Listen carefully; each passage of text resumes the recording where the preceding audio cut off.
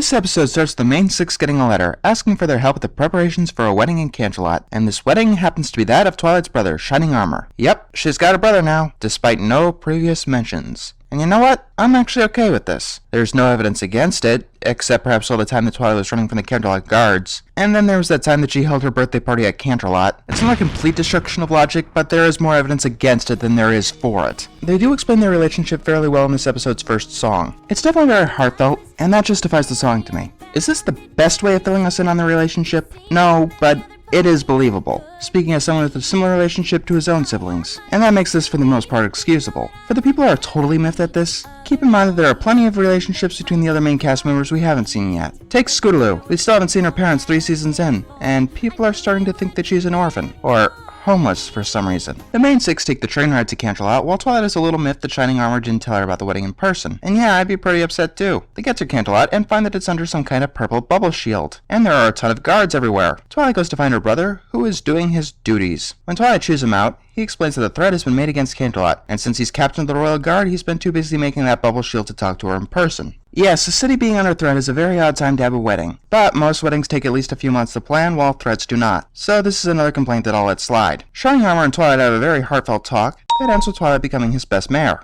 And then we learn that Shining Armor is getting married to Twilight's old foal-sitter, Princess Cadence, who is an alicorn, which some people have a problem with. I am not one of them. I guess to them, Celestia and Luna are the only alicorns allowed to exist. I'm okay with this because, for one, it doesn't matter, and two, other alicorns were canonized before this. Assuming that the Lesson Zero alicorn was a production error, and Mare-de-Will can be blamed on poor writing, there's always Hearts and Hooves Day. Speaking of that, Cadence has the ability to manipulate love. Also, her being Twilight's old foal-sitter is definitely a legitimate reason to never be mentioned, unlike her brother. We see that Cadence doesn't seem to recognize Twilight at all. Then we get a few scenes where the main six are preparing for the wedding, and Cadence is being as unpleasant as possible. Twilight's friends are attempting to please even her most demanding requests. It becomes night, and Luna needs a hole to go through the force field of friend's evil because I don't know. Twilight tells her friends what she thinks of Cadence, but they're quick to defend her, blaming it on wedding stress. And then Twilight lets it out that she doesn't think Cadence is worthy of Shining Armor. Why do people always miss that when they complain about a later scene? Never mind. Twilight goes to visit Shining Armor and tries to talk to him, but Cadence is there and calls Shining Armor into privacy. When Shining Armor starts to argue with Cadence, she casts a magic spell with a green aura that makes his eyes go all googly. And Twilight jumps to the conclusion that Cadence is evil. She runs to tell her friends about this, but they've been promoted to bridesmaids. Since they're so wrapped up in this wedding stuff, Twilight decides that she really is on her own. The next day is the rehearsal, and they find that Twilight is missing. She enters the room and starts to accuse Cadence of being evil. And that little rant sends Cadence away in tears. Shining Armor explains that the googly eye spell was a healing spell, and every pony else goes away in disappointment, including Celestia herself, leaving Twilight totally crushed. That was nicely played. And yes, I am excusing this because it was already made clear that Twilight seemed to be possessive. Cadence comes in and apologizes, but surprise, Cadence really is evil, and she traps Twilight in a burning ring of fire that makes her disappear. Then part 1 finishes with happy ending credits music. Then we enter, in my opinion, the better half of this two-parter. It starts off with Twilight being trapped underground, and since she has no idea where the hell she is, I will give a pass on the why she doesn't teleport card.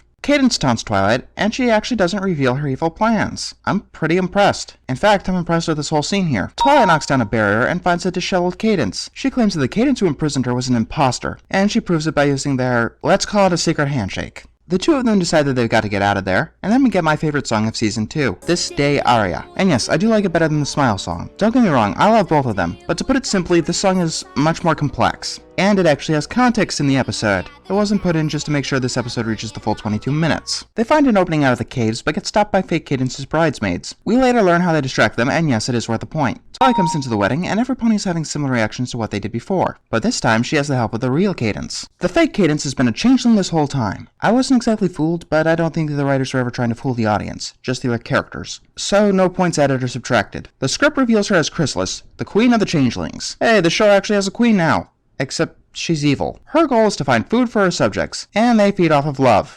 Equestria has more love than any place I've ever encountered. Are you sure about that? Chrysalis still has Shining Armor under her control, and her minions are chipping away at his bubble shield. How did no one see that? And why is no one stopping her while she monologues? Speaking of which, He may not be my husband, but he is under my total control now. No comment, and I'm only deducting a couple of points because after she's done, Celestia at least tries to stop her, and then she gets pwned. At least she tried, right? Celestia commands the main six to go get the elements of harmony in order to defeat the queen, but the bubble shield pops and we get an amazingly entertaining action sequence. And no, we're not talking about that. I'm done talking about controversy. The fight scene ends with them getting captured, and then we get a reprise of This Day aria, and yes, it's pretty good too. Twilight frees Cadence, and she runs to Shining Armor. With her magic, she frees him from his mind control. Unfortunately, he's too weak to cast his bubble shield again. My love will give you strength.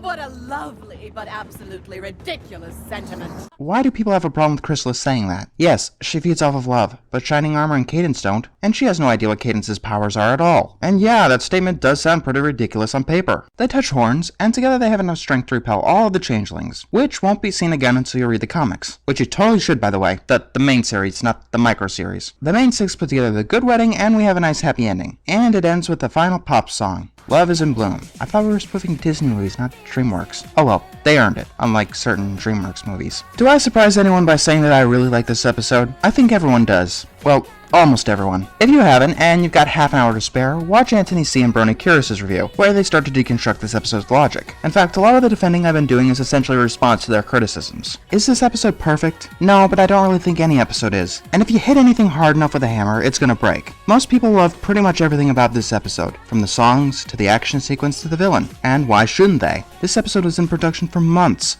and it shows down to the tiniest of details.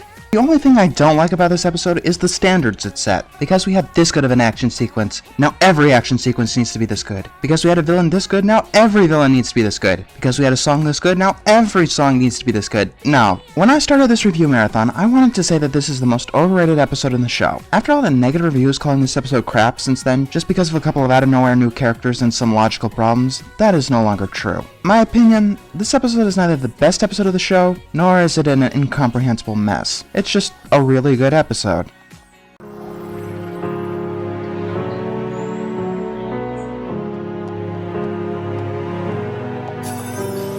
This day is going to be perfect. The kind of day of which I dreamed since I was small. Every pony will gather round. See, I look lovely in my gown. What they don't know is that I have fooled them all. This day